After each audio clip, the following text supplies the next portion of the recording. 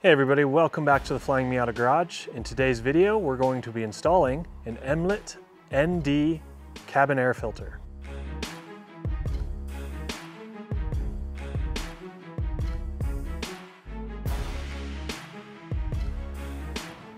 Now let's go over the components of the kit. Now, it's very simple.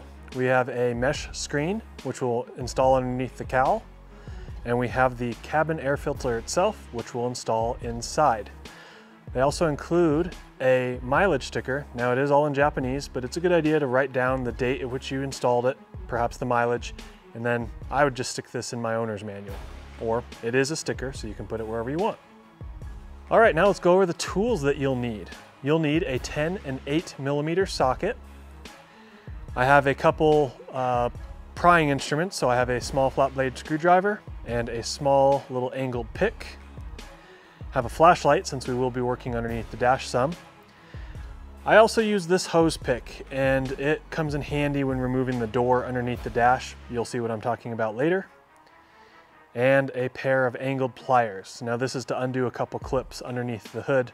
Again, you'll see what I'm talking about here momentarily. Now I'm going to start with the cowl installation portion.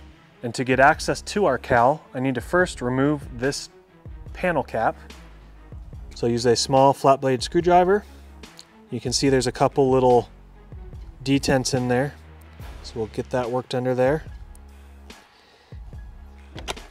Carefully pry that up. Now we have access to a screw. For that screw, I'll use an 8mm socket.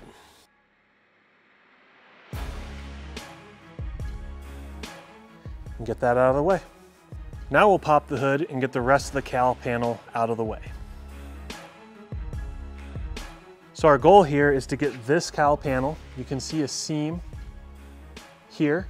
We want to get this portion of it lifted up enough to where we can have access to what's underneath. So I'm going to start by getting this weather stripping removed.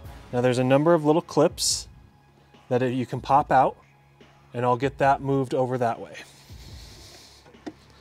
Sometimes you can just get it with your fingers if that's easier, but the pliers is there in case you can't. But it's just little pinch clips.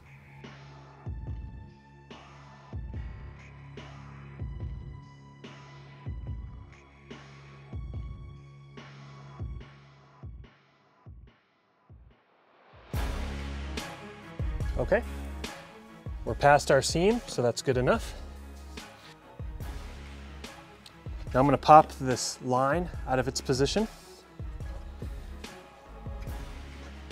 So we have a little bit more flexibility here.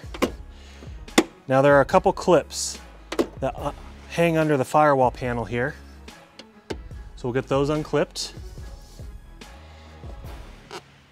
And while lifting on the panel slightly and pulling it toward the front of the car, we're trying to just get it to unhook from the bottom of the windshield. I may actually disconnect this water line.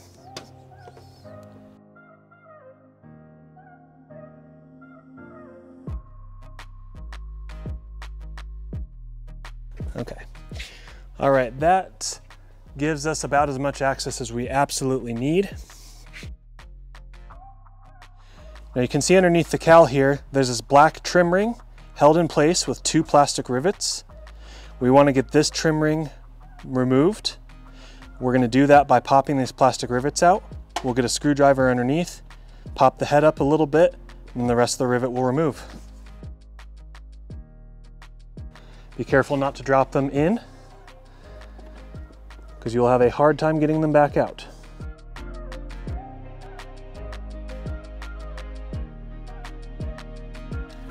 So now that we have our trim ring removed, we're going to grab our mesh element, and this mounts underneath it. You'll notice one side is slotted, one side has just a hole. That matches up to the trim ring. So we'll get this flipped back over. Now this does have a front indicator, F, forward arrow. So we know it mounts like this. And we will reinstall our plastic rivets.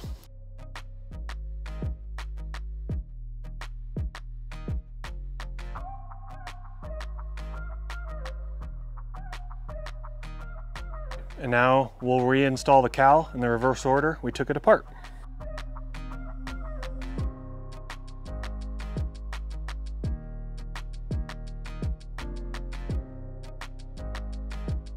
Okay, so we make sure our clips are done. This is seated, got our line connected. Now we'll reinstall our weather stripping. At this point we can close the hood.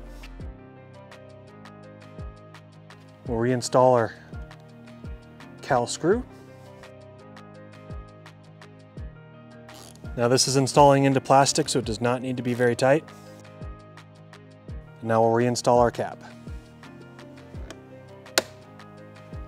All right, and the remainder of our install will happen underneath the dash. So we'll dive into the car now. Now to gain access to where the filter lives, we actually need to take quite a few things apart. I'm going to start by removing the A-pillar trim.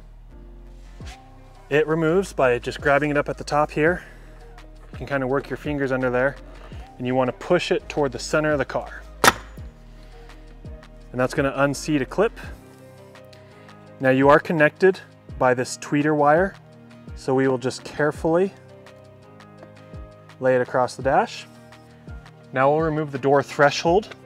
It removes by just pulling straight up. You can start at either end. We'll set that aside. Now we'll remove this pinch weld guard.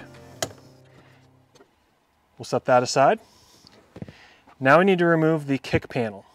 Now the kick panel will pull toward the rear of the car, but first we need to remove the plastic rivet located near the front of it. Okay, there's the location of the rivet.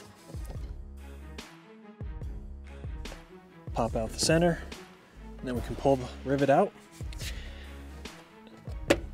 We'll pull it toward the rear of the car and set that aside. Okay, now we have access to this bolt here. We'll remove it using a 10mm socket.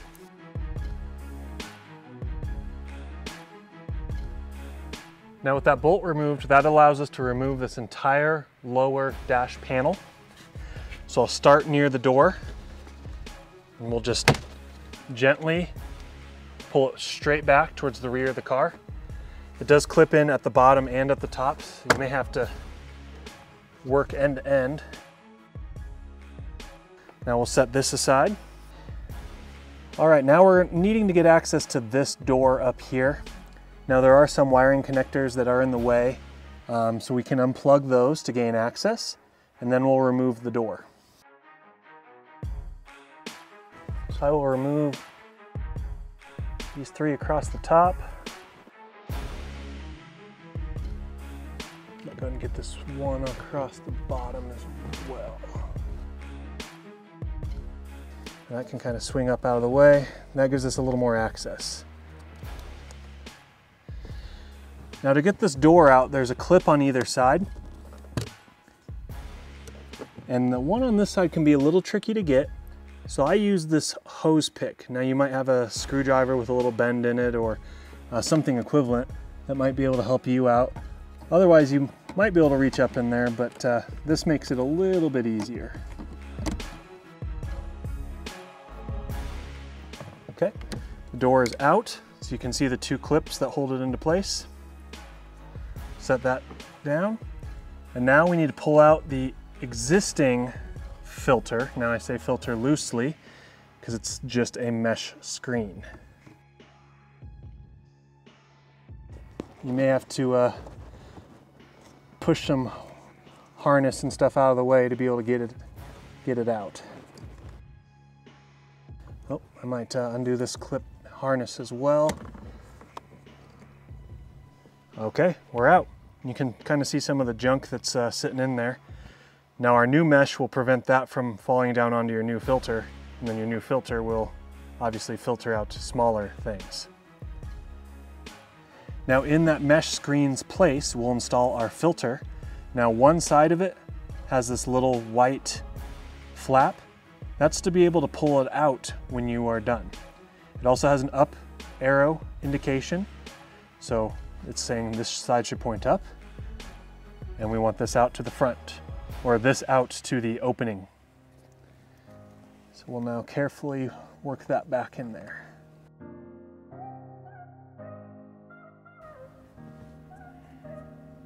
And then we'll reinstall our door.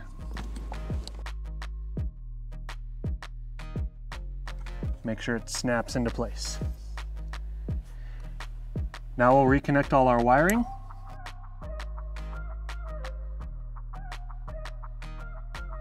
And we'll reassemble our dash in the opposite order of removal. Okay, we'll start with this lower dash panel. We just want to make sure that all of the clips line up, especially this lower dash one. This hook needs to install into that slot down there.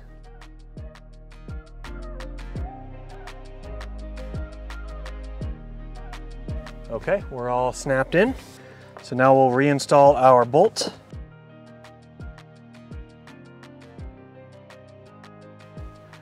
Now we'll reinstall our kick panel. Pay attention to this green clip. It will peg into that hole. So we want to slide it toward the front of the car. And we'll install our plastic rivet at the front.